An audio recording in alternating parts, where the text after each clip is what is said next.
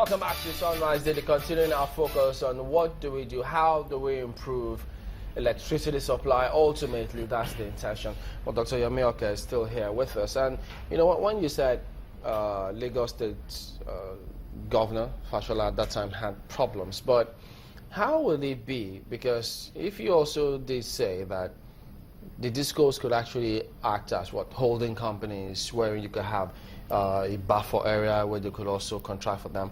And then you also did say the states themselves can also have state regulatory bodies to regulate and ensure they also handle that part.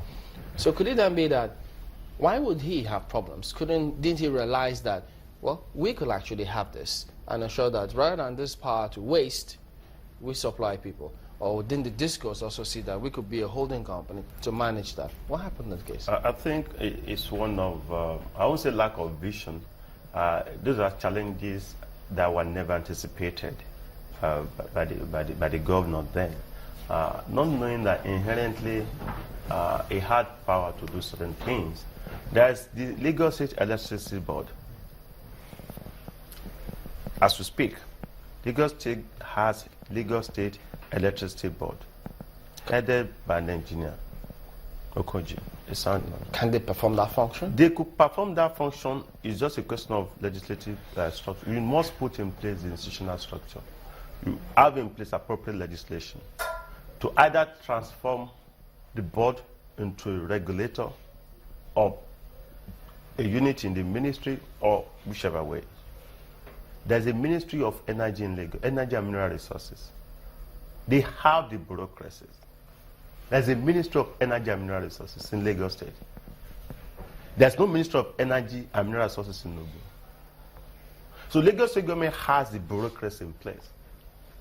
Somehow they have the institutional structure in place through the foresight of their leaders. That they need to crystallize that by taking that which belongs to them. Lagos State government took a bold step on this issue of revenue with the federal government. Now, other states got liberated. Lagos State government, one way or the other, might have to take a lead. The good thing is that, well, this Lagos State, the same party at the state and the center. So, is that they go sort it out in court or enter into certain terms of agreement and sign off? So, at the moment, what Nigeria needs is power. How do they solve that? From a state, local government, or because neighboring country. As we speak, we don't know, do they have that electricity regulatory commission now, or is it still the board that is there? They have the board. I'm not sure. We try to convince them. I'm not saying I can even do this thing for you free. I'm in Lagos. My family is in Lagos. I have friends in Lagos. The objective is to ensure we have power in Lagos. More money for the business people, including myself. You know, in all of this, before we let you off, you were in Canada, where one of the biggest players in the power sector is also making an incursion into the sector in Nigeria. Is there anything we're not getting right with our discussion or our involvement with some of those from that part of the world? A lot we don't get right yet. A lot. One. The Manitoba Hydro that is doing business in Nigeria is Manitoba Hydro International, a subsidiary of Manitoba Hydro in Canada. I just talked about the discos will have a subsidiary doing business even in other African countries. Manitoba Hydro that is managing the entire transmission network is a transmission service provider and does a lot of other things. System operator, or combining one, is a regional agent. Manitoba region in Canada is even, the population is even less than Lagos State. Yet, a player in a region of Manitoba, less than Lagos State, is subsidiary, is small baby, is the one running the power infrastructure of a country of about 170 million people. Why would they do it? Technical knowledge,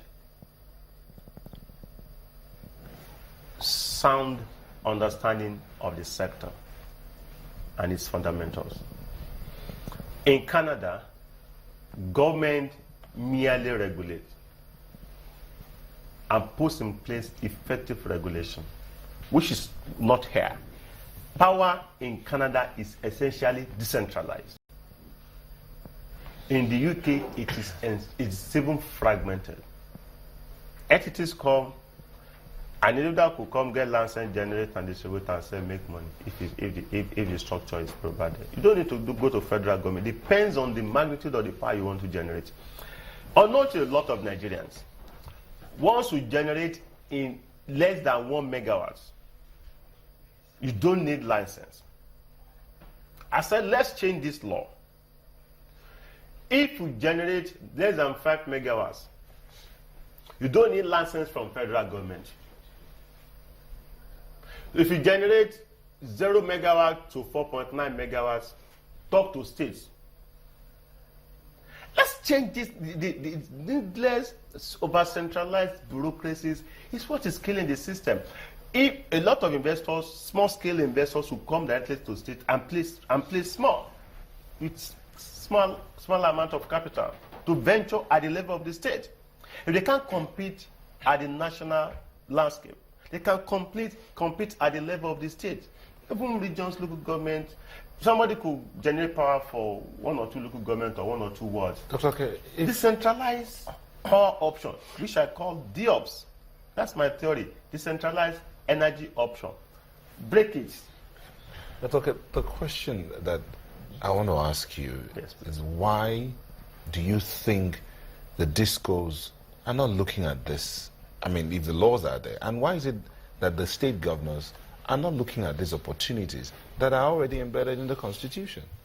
Honestly, I don't know. I'm just as confused. I told the discos, some of their participants at the seminar. I'm running another one with another organization next week.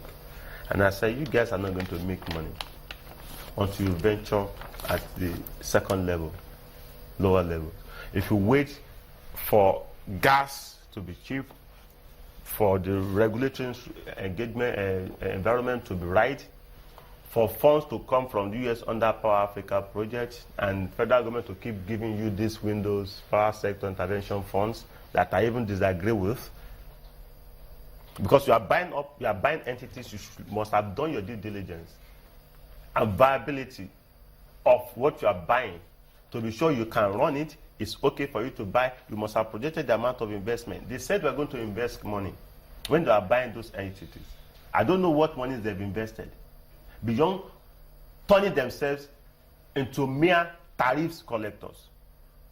They are all interested in collecting tariffs from customers. Old tariffs hold to NEPA and PACN and existing ones. And they keep jacking up since the privatization to date. They've jacked up tariffs about 5 times. What are we saying? Let's look at one of the other actions. They haven't invested, really. There's other actions that are being taken, perhaps in terms of investment, is the one we're going to see now, and then we'll take it from there. The disbursement of 55.45 billion, which is the highest tranche so far disbursed, to 24 electricity market operators, comprising 3 distribution companies, 14 generation companies, a service provider, and 6 gas supply companies. New entrants to the scheme are 2 distribution companies, Benin and Jos, and 8 generating companies that include, and this include 2 IPPs, Ajip and Opai and Shell, and then 6 NIPP plants, Alaoji, Geregu, Ihobo, Olorun Shogo 2, Omotosho 2, and Sapele 2. These NIPP plants are at advanced stage of completion and will come on stream shortly to enhance power generation and optimize the utilization of national assets. Financing the government is the responsibility of the central bank as government banker. Producing gas is that of the Ministry of Petroleum. But the collaboration that we are seeing is the kind of collaboration that we need to stabilize this system, because I am confident that this problem can be solved if everybody plays their part. And this is another example of every institution, every organ of government playing its part.